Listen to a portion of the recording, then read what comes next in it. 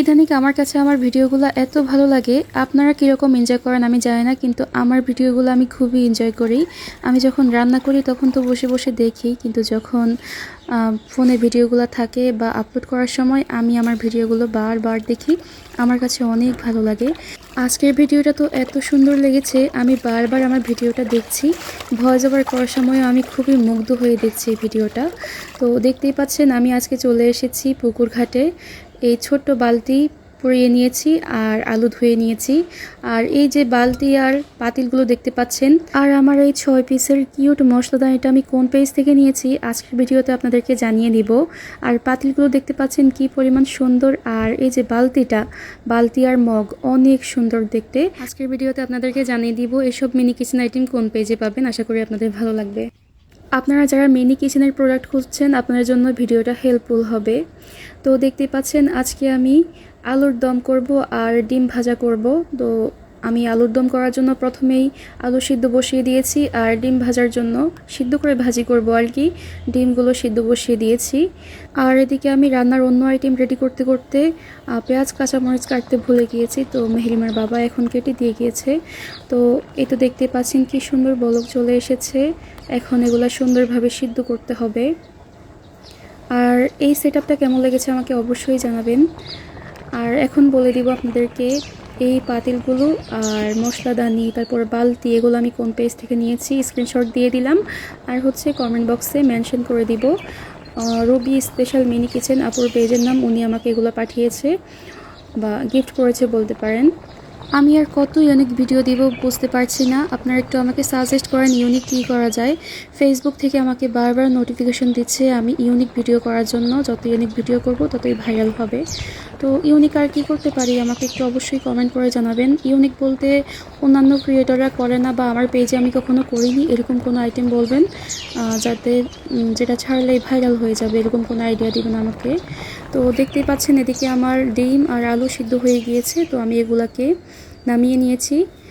আর এই তো এখন ডিমগুলোকে আমি পানিতে চুবিয়ে একটু ধুয়েছি এই কারণ হচ্ছে ডিমগুলো অনেক গরম, ছেলতে কষ্ট হচ্ছে। তো একটা একটা করে আমি এখন এগুলোকে ছিলে নিব। আর আমার কাছে পার্সোনালি এই বালতি আর মগটা এত ভালো লেগেছে, মানে খুবই ভালো লেগেছে। অনেক ধন্যবাদ রবি আপুকে।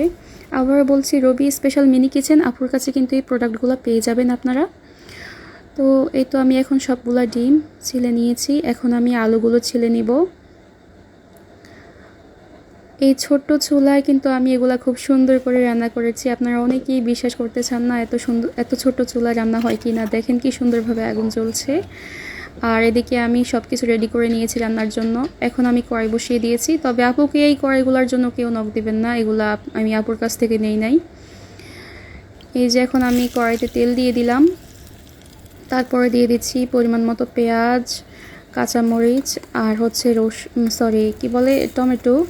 এখন এগুলোকে একটু ভেজে তারপরে রসুন দিয়ে দিলাম। তারপরে দিয়ে দিচ্ছি আমি হলুদের গুঁড়া, তারপরে দিয়ে দিচ্ছি পরিমাণ মতো লবণ, তারপরে দিয়ে দিচ্ছি মরিচের গুঁড়া, আর এখানে জিরা ধনিয়া গোলমরিচের গুঁড়া আর সাথে গরম মশলা গুঁড়াও আছে। তো এখন এগুলোকে আমি সুন্দরভাবে ভেজে নিব,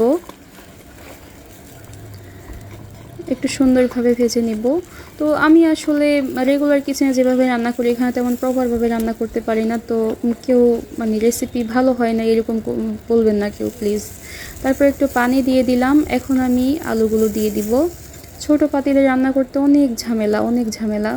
তো এখন আমি এগুলোকে সুন্দরভাবে কষিয়ে নিব। ওদিকে আমার ডিমের কড়াইটা একদম গরম হয়ে আছে। এখন আমি ডিম দিয়ে দিব এখানে। কড়াইটা একদম ছোট, এটাতে সবগুলো দেওয়া যাবে না। এখন আমি একটু হলুদ আর লবণ দেই নাই, হলুদ দিয়ে এগুলোকে ভেজে নিব। হলুদ দিলে ডিমের কালারটা অনেক সুন্দর আসে। আমার কাছে আগে হলুদ দিয়ে ডিম ভাজলে ভালো লাগতো না, কেমন জানি একটা গন্ধ লাগতো। তো ফেসবুকে এইভাবে আমি সাদা ডিম ভাজি করলে অনেকে বলতো যে হলুদ দিলে ডিমের কালারটা সুন্দর আসে, ভিডিওতে সুন্দর দেখায়, এজন্য আমি এখন হলুদ দেই। আমার গলাটা কেমন বসে আছে। তো এখন আমি এখানে একটু পানি দিয়ে দিলাম আলুর দমের মধ্যে, আলুর ঝোলটা যাতে একটু ঘন হয়। আর এদিকে আমি ডিমগুলোকে সুন্দর করে ভেজে নিচ্ছি। আগুনের হিট তেমন বেশিও না কমও না। এরপরে আমি ইয়েগুলো কি বলে ডিমগুলোকে উঠিয়ে নিব। তারপরে আরও 2টা ডিম আছে, এগুলো দিয়ে দিব। তো এই পর্যন্ত আমার ভিডিওগুলো কে কে দেখছেন না টেনে, আপনারাই আমার আসল অডিয়েন্স, এমনকি আমার ভালোবাসার মানুষ বলতে পারেন। মানে আপনাদের কারণে আমি এত দূরে গিয়ে আসতে পেরেছি। অনেকে আছে ভিডিও পুরো দেখে না, অল্প একটু দেখে চলে যায়। মানে এরকম করলে আমার ভিডিওটা আর ভাইরাল হতে চায় না, ভিডিওটা পুশ পায় না তেমন। প্লিজ ফুল ভিডিও দেখেন আপনারা। তো এই পর্যন্ত কে কে দেখছেন আমাকে অবশ্যই, আপনারা যারা এই পর্যন্ত দেখছেন অবশ্যই কমেন্ট করে জানাবেন। আমি দেখতে চাই আপনারা কারা, আপনারা যারা আমার ফুল ভিডিও দেখেন। তো এখন আমি এদিকে ডিমগুলোকে পেঁয়াজ, কাঁচামরিচ আর টমেটো দিয়ে ভেজে নিব। একটু হলুদ আর লবণও দিয়েছি, অন্যান্য কিছু দিব না। তারপরে ডিমগুলোকে দিয়ে সুন্দরভাবে নেড়েচেড়ে ভেজে নিব। ডিম আর আলু একই সাইজের, তাও মিনি, দেখতে এত সুন্দর লাগছে কি বলবো।